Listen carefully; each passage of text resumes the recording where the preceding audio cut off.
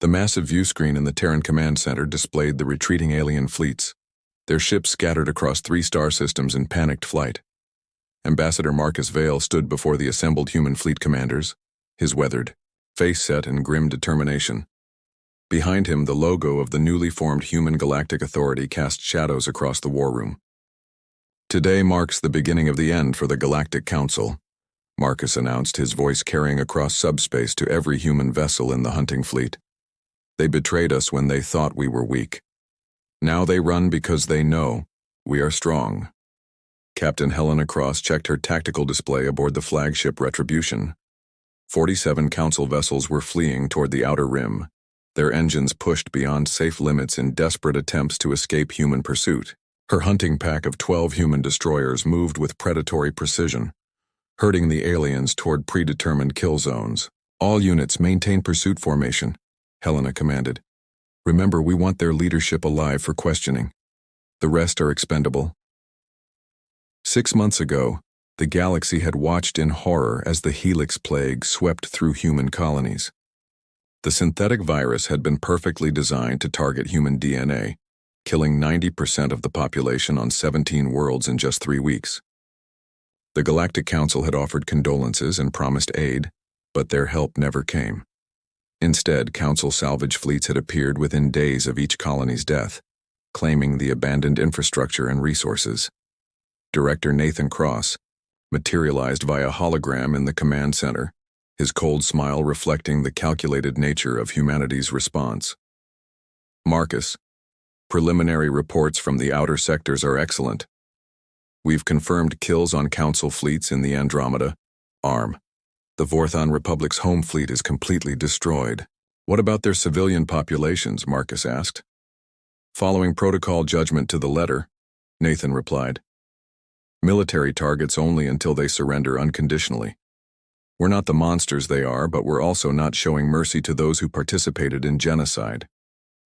Lieutenant Rebecca Torres approached with urgent intelligence reports. Sir, we've intercepted communications from the fleeing Council Chairman Vextar. He's attempting to reach the neutral Confederation worlds, claiming human forces are conducting unprovoked attacks. Marcus laughed bitterly. Unprovoked? They poisoned 4 billion human beings and thought we wouldn't trace it back to them. He turned to the communications array. Open a galaxy-wide channel. It's time the universe heard the truth. The transmission reached every inhabited system within 100 light years. Marcus's voice carried the weight of humanity's righteous fury as he spoke. People of the galaxy, this is Ambassador Marcus Vale of the Human Galactic Authority. 6 months ago, the Galactic Council committed genocide against our species using a weaponized plague they developed in secret laboratories. Across space, alien civilizations listened in stunned silence as Marcus continued. We have irrefutable evidence that Council scientists created the Helix Plague specifically to target human genetic markers. Their plan was simple: eliminate humanity, while maintaining plausible deniability, then claim our colonies and resources as salvage. Captain Helena's voice crackled over the comm. Marcus, we've got visual confirmation. The Council fleet is breaking apart. 3 ships just surrendered, but Chairman Vextar's flagship is still running. Let him run, Marcus replied. Chief, Engineer Victoria Park has activated the tracking network. There's nowhere in the galaxy he can hide from us now. The tracking network was humanity's greatest secret weapon, developed over decades of seemingly peaceful trade relationships. Every piece of human technology sold to alien worlds contained microscopic tracking devices. Every human colony established monitoring stations disguised as communication relays. When the Council betrayed humanity, they had no idea that their every movement was being watched. Governor James Mitchell's image appeared on the tactical display, broadcasting from the captured Zentari homeworld. Marcus, we've secured the Zentari leadership. They're requesting immediate negotiations. Tell them they forfeited the right to negotiate when they helped poison our children. Marcus responded coldly. They can surrender unconditionally or join their fleet commanders in the void. General Patricia Stone's forces had cornered the remnants of the Korthak Empire's military near the galactic core. Her report was typical of the day's success. Multiple confirmed kills, minimal human casualties. The survivors are begging for mercy and claiming they opposed the genocide plan.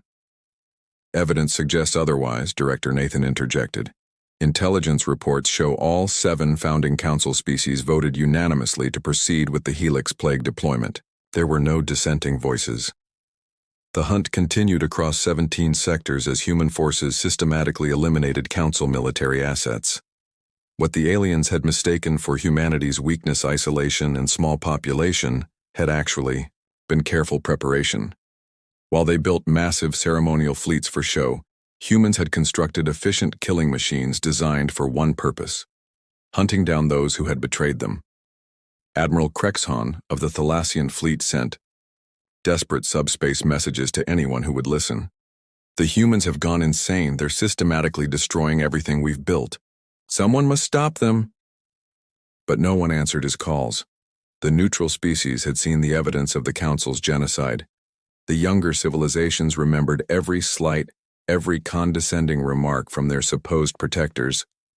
The galaxy was content to watch as humanity delivered justice to those who had betrayed not just them, but the principles of civilization itself. Status report, Marcus demanded, as the first day of the hunt drew to a close. 60% of Council military assets destroyed or captured, Helena reported. Their civilian governments are in full retreat. Chairman Vextar is still running, but our tracking shows he's heading for the galactic edge. Marcus nodded with satisfaction. Good. Let him reach the void between galaxies if he wants. There's no escape from what's coming. The Galactic Council betrayed us when they thought we were defenseless. Now they run for their lives because they've learned the truth about humanity. What truth is that, sir? Lieutenant Torres asked. Marcus's eyes reflected the cold fire of vengeance. We never forget, and we never forgive betrayal. Chairman Vextar's hands shook as he gripped the command throne aboard his flagship Eternal Dominion. The once mighty vessel that had symbolized Council authority for 3 centuries now limped through space with failing shields and overheating engines. Behind them, human pursuit ships maintained their relentless chase like mechanical predators. How much longer until we reach the Sanctuary Nebula? Vextar demanded from his navigation officer. 18 hours at current speed, Chairman, the trembling officer replied. But sir, our engines are operating at 127% capacity. We risk catastrophic failure. Better to risk engine failure than face those monsters behind us, Vextar spat. Through the view screen, he could see the sleek human destroyers maintaining perfect formation, neither gaining nor falling back. They were toying with him, and he knew it. On the human flagship Retribution, Captain Helena Cross monitored the chase with cold satisfaction. Her tactical officer, Commander David Park, highlighted the fleeing Council ships on the display. Their engine signatures show critical stress, Captain, David reported. Should we move in for the kill? Not yet, Helena replied. Let them burn out their engines trying to escape. I want Vextar to understand the hopelessness of his situation before we end this. Meanwhile, across the galaxy, Governor James Mitchell stood in the ruins of the Zentari High Command on their homeworld Zentros Prime. The planet's gleaming capital city had surrendered without a fight when human ground forces landed. The Zentari leadership knelt before him in traditional submission posture, their proud crystalline features dulled with defeat. Your species participated willingly in the genocide of 4 billion humans, Mitchell announced to the assembled alien leaders. You provided the genetic samples needed to perfect the Helix Plague targeting system. High Priestess Zelandra, the Zentari's spiritual and political leader, looked up with desperate eyes. Governor Mitchell, please understand our position was impossible. The Council threatened to destroy our trade agreements if we refused to cooperate. Economic pressure, Mitchell repeated slowly. You helped murder billions of innocent people because of economic pressure. He turned to his aide. Execute the High Priestess.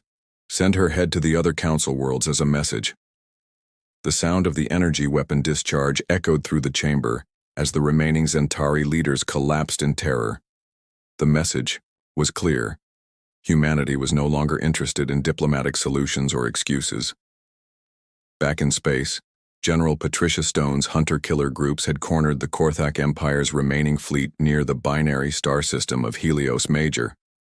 Unlike the Centauri, the Korthak had chosen to fight, and their ships burned brightly against the cosmic backdrop. General Stone to all units, Patricia's voice carried across the tactical network.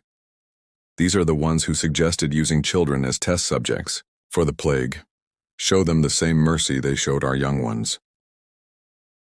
The battle was swift and brutal. Human weapons technology, refined through decades of careful research, proved devastatingly effective against Council designs. The Korthak had built their ships for intimidation and ceremony. Humans had built theirs for killing. Admiral Thekaros, the last surviving Korthak fleet commander, managed to send a final transmission before his flagship exploded. By the ancient stars, what have we awakened? The humans fight like demons possessed. Director Nathan Cross monitored the galactic situation from Earth's Strategic Command Center.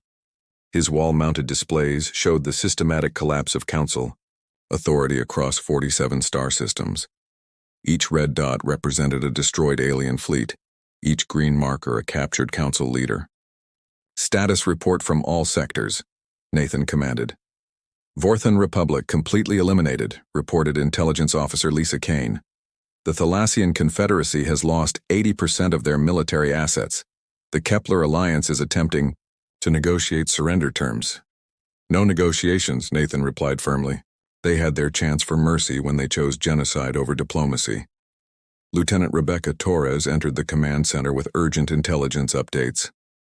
Sir, we've intercepted desperate communications from the remaining Council worlds. They're attempting to form a coalition government without the founding species. Nathan laughed coldly. Too little, too late. They sat silent while the founding species planned our extinction. Now they share the consequences. On the Outer Rim, Chairman Vextar's flagship finally reached the Sanctuary Nebula, a region of space traditionally recognized as neutral territory by all galactic civilizations. The nebula's electromagnetic interference would make tracking difficult, giving him precious time to plan his next move. Chairman, we're receiving a transmission from the Neutral Coalition, his communications officer reported with barely contained hope. The holographic image of Ambassador Kelnara from the Coalition appeared before Vextar. The insectoid diplomat's compound eyes reflected his species' careful political neutrality. Chairman Vextar, we have reviewed your request for sanctuary, Kelnara began. However, after examining the evidence of the Helix Plague deployment, the Coalition has voted to deny your request. Vexitar's face went pale. Ambassador, you cannot mean this.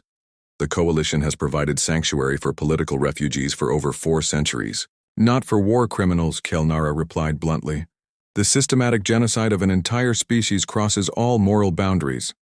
The Coalition will not protect those responsible for such acts. The transmission ended, leaving Vextar staring at empty space. Around him, his bridge crew began to understand their hopeless situation. There would be no sanctuary, no refuge, no escape from human justice. Captain Helena Cross received the Coalition's decision with grim satisfaction. Her pursuit fleet had followed Vextar's heat signature through the nebula, their advanced sensors cutting through the electromagnetic interference like knives through silk. All ships, prepare for final engagement, Helena commanded. Target their engines first. I want Vextar alive to stand trial for genocide. In the command center on Earth, Director Nathan Cross watched the tactical display as human forces closed in on their primary target. The man who had ordered the death of 4 billion innocent people was about to face justice. Marcus, Nathan said to the ambassador via comlink, in approximately 30 minutes, Chairman Vextar will be in our custody. The Council leadership is effectively destroyed. Ambassador Marcus Vale nodded grimly from his position aboard the command ship Vengeance. Good. Make sure he understands that this is only the beginning. Every species that supported the genocide will face the same fate.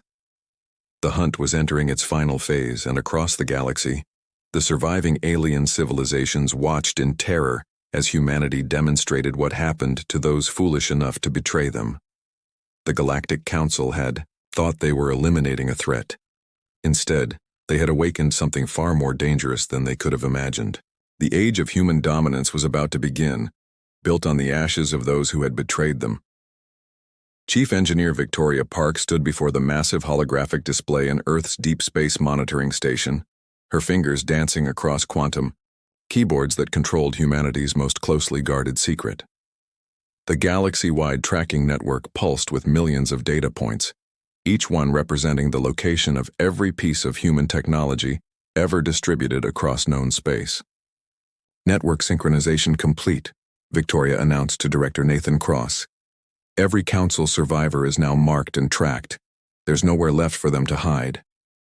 The tracking system had been humanity's greatest long-term strategy, implemented over 60 years of seemingly peaceful trade relationships. Every medical device sold to alien hospitals, every communication relay installed on Council worlds, every seemingly innocent piece of human technology contained microscopic quantum beacons. The aliens had welcomed human innovation into their most secure facilities, never realizing they were installing their own surveillance network. "Show me the current positions of all high-value targets," Nathan commanded. The display shifted to reveal fleeing Council members scattered across the galaxy's outer rim. Most were heading toward the supposed safety of the void regions, areas of space so remote that traditional tracking methods would fail. But humanity's network reached even there. On the distant world of Kepler-7, the last remnants of the Thalassian Confederacy's government had barricaded themselves inside an ancient fortress built into the planet's crystalline mountains. President Mordock paced frantically across the command bunker, his usually magnificent blue-scaled hide now pale with terror. "How did they find us so quickly?" Mordock demanded from his intelligence chief. "This location was classified above cosmic security clearance." "Sir, our analysts believe the humans have been tracking us for decades," the intelligence officer replied nervously. "Every piece of their technology we purchased, every trade agreement we signed, it was all part of their surveillance network. Above the fortress, human dropships descended through Kepler-7's purple atmosphere like falling stars. Lieutenant Rebecca Torres led the assault team, her powered armor gleaming in the alien sun. The fortress that had withstood siege warfare for 1,000 years would fall to human technology in minutes. "All units, remember the mission parameters," Rebecca broadcast to her troops. "President Mordock and his cabinet are wanted alive for interrogation. Everyone else is expendable." The fortress's ancient shields, designed to repel conventional weapons, offered no protection against human plasma charges. The crystalline walls that had protected Thalassian royalty for millennia cracked and shattered under the assault. Within 3 hours, President Mordock knelt in chains before Lieutenant Torres. "Please," Mordock begged, his proud voice reduced to a whisper. "My species only followed the Council's orders. We never wanted to participate in the plague deployment." Rebecca's helmet display showed the interrogation data from captured Council archives. "Your scientists provided the viral delivery system," she stated coldly. "Your ships carried the plague canisters to human colonies. Your military monitored the infection rates and reported back to Chairman Vextar. We had no choice." Mordock protested. "The Council threatened our entire civilization. The same choice you offered human children when your plague burned through their lungs," Rebecca replied. She turned to her communications officer. "Inform Director Cross. Package secured, ready for transport to Earth." Meanwhile, in the neutral zone near the galactic core, the surviving Council Admiral Krexhan attempted to establish contact with criminal syndicates willing to provide safe passage for the right price. His flagship Hidden Truth lurked behind a rogue planet, its power systems running at minimal levels to avoid detection. "Admiral, the Crimson Syndicate is demanding 50 million credits for safe passage to the Magellanic Clouds," reported his desperate communications officer. "Pay it," Krexhan ordered. "Transfer everything from the emergency accounts." But as the financial transaction completed, proximity alarms began screaming throughout the ship. Human hunter-killer groups had found them again, emerging from quantum jump points with terrifying precision. Captain Helena Cross's voice cut through space on all frequencies. "Admiral Krexhan, This is Captain Cross of the Human Galactic Authority. Your ship is surrounded. Surrender immediately and prepare to be boarded. Krexhan stared at the tactical display showing 12 human warships in perfect attack formation. His own vessel, once a symbol of Council military might, now seemed pitiful by comparison. "How?" he whispered. "How do they always find us, sir?" "Incoming transmission from the Crimson Syndicate," his officer reported. The holographic image of Syndicate boss Vectar appeared, his scarred reptilian features twisted in cruel amusement. "Admiral, I regret to inform you that the Syndicate has decided to withdraw our protection services." "You can't do this," Krexhan shouted. "We have a contract." "Indeed we do," Vectar replied with a cold smile. "However, the contract contains a standard war crimes exclusion clause. Genocide violates our business ethics." The transmission ended. Even the galaxy's most ruthless criminals wanted nothing to do with the Council survivors. The evidence of their genocide had spread throughout civilized space, making them pariahs that no one would harbor. On Earth, Director Nathan Cross received reports from all hunting groups with grim satisfaction. The systematic elimination of Council leadership was proceeding ahead of schedule. Every major figure involved in the genocide plot was either dead or captured. "Status of Chairman Vextar?" Nathan inquired. "Captain Cross reports his flagship's engines have failed completely," Intelligence Officer Lisa Kane replied. "He's drifting in the Sanctuary Nebula with no power and minimal life support. She's requesting permission to board and capture." "Granted," Nathan said. "I want him brought to Earth alive. The galaxy needs to see the architect of genocide stand trial." Victoria Park looked up from her tracking displays with new intelligence. "Nathan, we've detected something interesting. 3 Council species are attempting to destroy all evidence of their participation in the genocide. They're burning archives and eliminating witnesses." "Which species?" "The Andromedan Hegemony, the Spiral Collective, and the Core Worlds Alliance," Victoria replied. "They think covering their tracks will save them." Nathan's expression hardened. "They're about to learn that humanity never forgets. Send Hunter. Groups to all 3 regions. Priority Alpha protocols, no survivors among the leadership."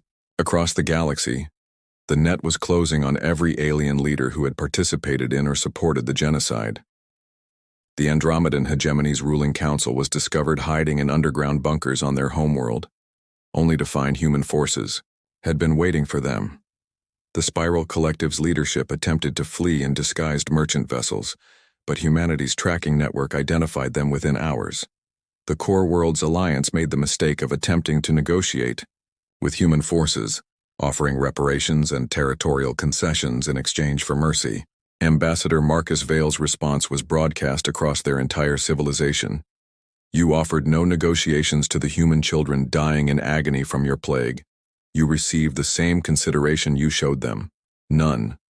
As the 3rd day of humanity's galactic hunt drew to a close, the surviving alien civilizations began to understand the full scope of human planning and capability. What they had dismissed as a young, naive species had been quietly preparing for this moment for decades. The Council had betrayed humanity, expecting to eliminate a perceived threat. Instead, they had awakened something far more dangerous than they could have imagined. The galaxy was learning that humans, when betrayed, became the most efficient predators in known space. There would be no sanctuary for traitors, no refuge for those who had committed genocide, and no mercy for the species that had thought themselves superior to humanity. The hunt would continue until justice was complete. The Citadel of Eternal Governance hung in space like a wounded beast, its once magnificent spires now blackened by human plasma fire. For 800 years, this massive space station had served as the seat of Galactic Council power, a symbol of alien superiority that had governed countless civilizations. Now, it burned as human assault fleets closed in for the final kill. General Patricia Stone stood on the bridge of her flagship Retribution's Edge, watching the ancient fortress crumble under sustained bombardment. Inside that dying structure, the last remnants of Council leadership had barricaded themselves in the central core, hoping their ceremonial shields would protect them from human wrath. General, structural analysis shows the station's core will breach in approximately 40 minutes, reported Commander David Park. Their shields are operating at 12% power and falling. Good, Patricia replied coldly. Let them feel the same helplessness our colonists felt when their plague burned through human space. Deep within the Citadel's core, Chairman Vextar sat in his gilded command throne, no longer the proud leader who had ordered humanity's extinction. His elegant robes were torn and stained, his once commanding presence reduced to that of a cornered animal. Around him, the surviving council members huddled in desperate conference. The humans have rejected every surrender offer, reported Council Secretary Jelmar, his voice shaking with terror. They're not interested in negotiations, territory, or reparations. They want complete annihilation. High Chancellor Morgan of the Spiral Collective collapsed into a chair, her crystalline features cracked with stress fractures. How did we misjudge them so completely? Our intelligence report said they were a primitive species focused on exploration and trade. We underestimated their capacity for strategic thinking, Bexitar admitted bitterly. While we saw them as naive newcomers, they were studying us, learning our weaknesses, preparing for this exact scenario. The station shuddered as another human torpedo found its mark. Emergency lighting cast eerie shadows across the council chamber as life support systems began failing. These aliens who had ruled the galaxy for centuries now faced the same terror they had inflicted on humanity. On Earth, Director Nathan Cross received real-time updates from the assault on the Citadel. The massive view screen in Strategic Command showed the ancient station's death throes in perfect detail. Every human in the command center watched with grim satisfaction as symbols of alien oppression crumbled. Nathan, we're receiving a priority transmission from the Citadel, Intelligence Officer Lisa Kane reported. Chairman Vextar is requesting to speak with you directly. Put him through, Nathan ordered. Let's hear what the architect of genocide has to say when death comes for him. The holographic image of Vextar materialized, and even through the interference his desperation was unmistakable. The alien leader who had once commanded respect across 40 star systems now appeared broken and defeated. Director Cross, Vextar began, his voice barely steady. I am prepared to offer humanity complete control of all Council territories in exchange for the lives of my remaining people. Nathan's expression remained stone cold. The same mercy you offered human children when your plague dissolved their organs? The same consideration you showed pregnant mothers dying in agony while your scientists took notes? Please. Vextar's voice cracked. I understand your anger, but genocide will not bring back your dead. Show the galaxy that humanity is better than we were. We are better than you, Nathan replied quietly. We're ending this cleanly, with military precision. We're not developing designer plagues to torture entire populations. But make no mistake, Chairman, your species chose extinction when it chose genocide. The transmission cut as another human assault wave struck the Citadel's core. General Stone's forces had breached the outer defenses, and were now systematically eliminating the station's remaining defensive systems. Captain Helena Cross led the boarding parties through the Citadel's corridors, her troops moving with deadly efficiency through passages that had once hosted diplomatic ceremonies. The ancient halls that had witnessed the signing of peace treaties and trade agreements now echoed with the sounds of human boots and weapons fire. All resistance has ceased in Sectors 7 through 12, Helena reported to General Stone. We're encountering only scattered security forces. Most of the alien personnel have abandoned their posts. Understood, Stone replied. Secure the council chamber. I want all surviving leadership taken alive for public trial. In the chamber, Vextar heard the approaching human forces and made his final decision. He activated his personal communicator and sent a message to every surviving council world. This is Chairman Vexitar speaking from the Citadel. The Galactic Council is finished. The humans have demonstrated technological and strategic superiority beyond our worst projections. To any species listening, do not resist them. Surrender immediately and hope for mercy we do not deserve. As human soldiers breached the council chamber doors, Vexitar stood with what dignity remained to him. Around him, his fellow council members cowered or wept, but he faced his captors with the bearing of a leader accepting responsibility for catastrophic failure. Lieutenant Rebecca Torres entered first, her weapon trained on the alien leaders. Behind her came a full squad of human Marines, their armor bearing the scorch marks of battle. The chamber that had once been the center of galactic government now reeked of fear and defeat. Chairman Vextar, Rebecca announced formally, by the authority of the Human Galactic Authority, you are under arrest for genocide, war crimes, and crimes against sentient life. You will be transported to Earth for public trial. I understand, Vextar replied quietly. Will you execute the others, or do they also face trial?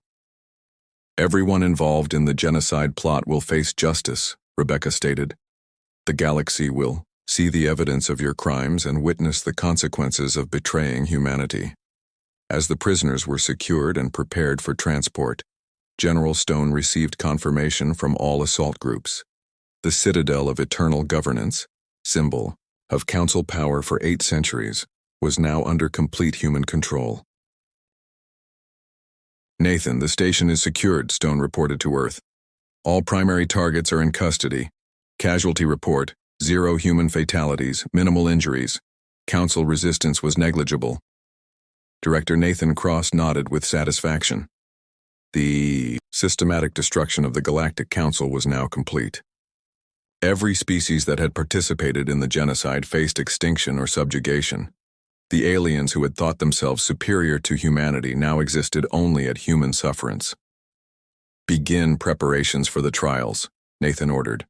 I want representatives from every surviving species to witness what happens to those who betray humanity. The galaxy needs to understand the new order.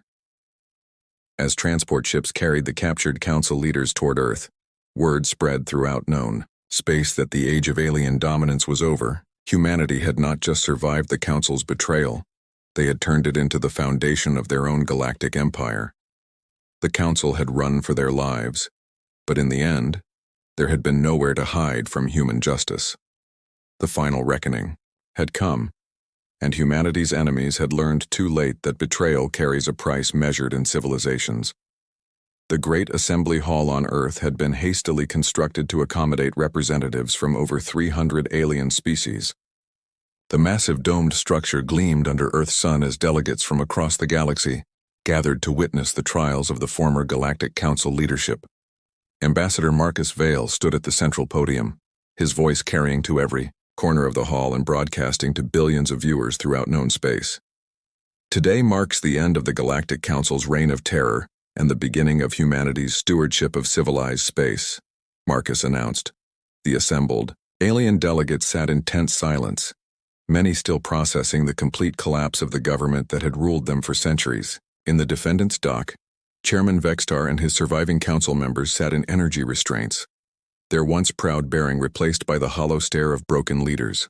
The evidence against them filled massive holographic displays floating above the assembly hall, documenting every aspect of their genocide plan in horrifying detail.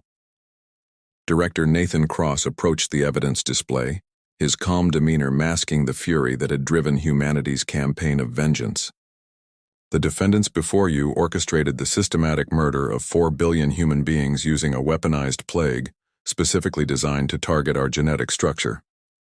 The display showed intercepted communications between council scientists, casual discussions about acceptable mortality rates and efficiency improvements in their biological weapon. Alien delegates throughout the hall shifted uncomfortably as they realized the full scope of the council's cold-blooded planning. They tested this weapon on captured human prisoners, Nathan continued, documenting the stages of organ failure with scientific precision. They celebrated when infection rates exceeded their projections. They planned to claim our colonies as salvage while presenting themselves as humanitarian rescuers. High Chancellor Morgan, of the Spiral Collective, broke down sobbing as video evidence showed her species scientists refining the plague's delivery system. Her crystalline features reflected the shame of her entire civilization as the galaxy witnessed their participation in genocide. Chief Engineer Victoria Park took the podium next, her technical expertise translating the evidence into terms every species could understand. The Council's plan required the participation of 17 different species, Each contributed unique expertise, from viral engineering to distribution logistics to monitoring systems. The holographic displays showed the full network of cooperation that had made the genocide possible. No council species could claim ignorance or coercion when the evidence demonstrated their enthusiastic participation in humanity's planned extinction. Governor James Mitchell stepped forward to deliver the tribunal's judgment. His voice carried the weight of 4 billion human deaths as he addressed the packed assembly hall. The defendants are guilty of genocide, crimes against sentient life, and conspiracy to commit interspecies warfare, Mitchell announced.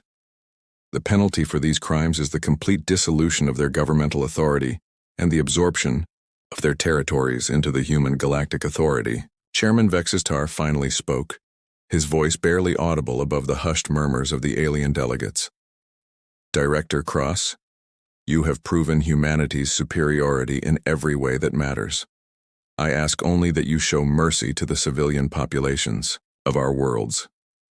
Nathan's response echoed throughout the hall. Your civilians will receive the same protection we offer all sentient beings under human authority. Unlike your government, we do not punish the innocent for the crimes of their leaders.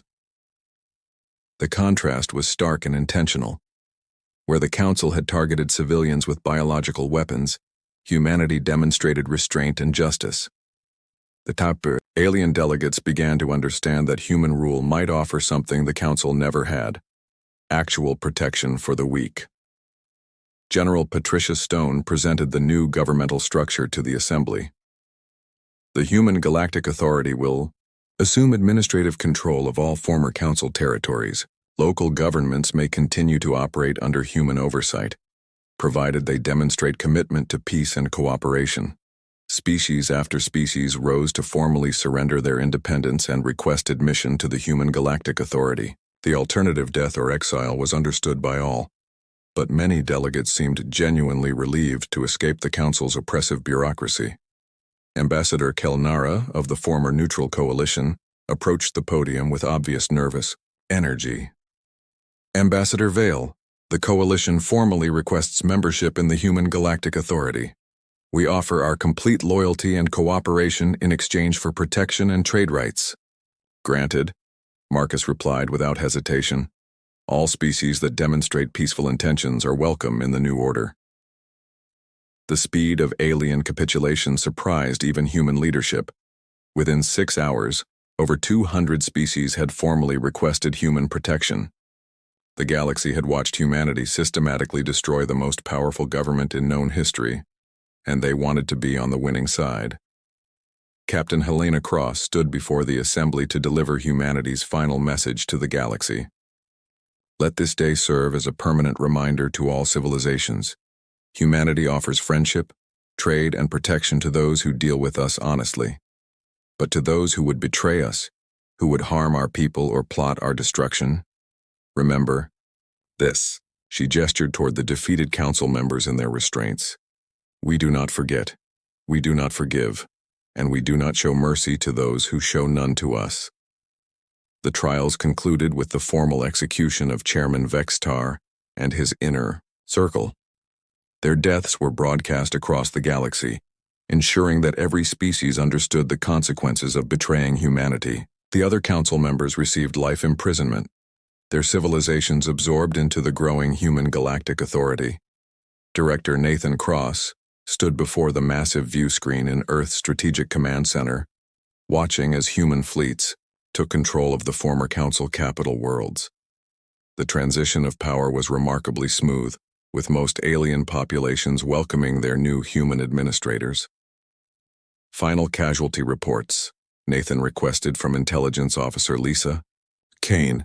Total human losses during the entire campaign: 47 killed in action, 112 wounded, Lisa reported. Alien military casualties exceed 2 million. Civilian casualties remain minimal due to our surgical strike protocols. The numbers told the story of humanity's complete victory. They had systematically destroyed a galactic government while suffering fewer losses than a single space battle might have cost in the old days. Lieutenant Rebecca Torres entered the command center with the final intelligence reports. Sir, all former Council territories have been secured. Resistance has ceased entirely. The galaxy is now under human control. Nathan nodded with satisfaction, but his expression remained serious. Remember, this is not conquest for its own sake. The Council betrayed us and paid the price. Now we must prove that humanity can govern better than they did. Across the galaxy, human administrators began implementing new policies that prioritized civilian welfare over bureaucratic power. Trade routes reopened under human protection. Scientific cooperation replaced the Council's restrictive technology sharing agreements.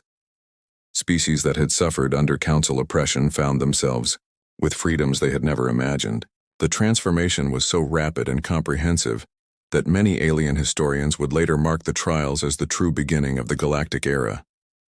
Humanity had not just defeated their enemies, they had created a new model of interspecies cooperation, based on mutual respect rather than fear. But every species understood the underlying message. The humans who showed such remarkable restraint and justice were the same ones who had systematically hunted down and eliminated everyone responsible for betraying them.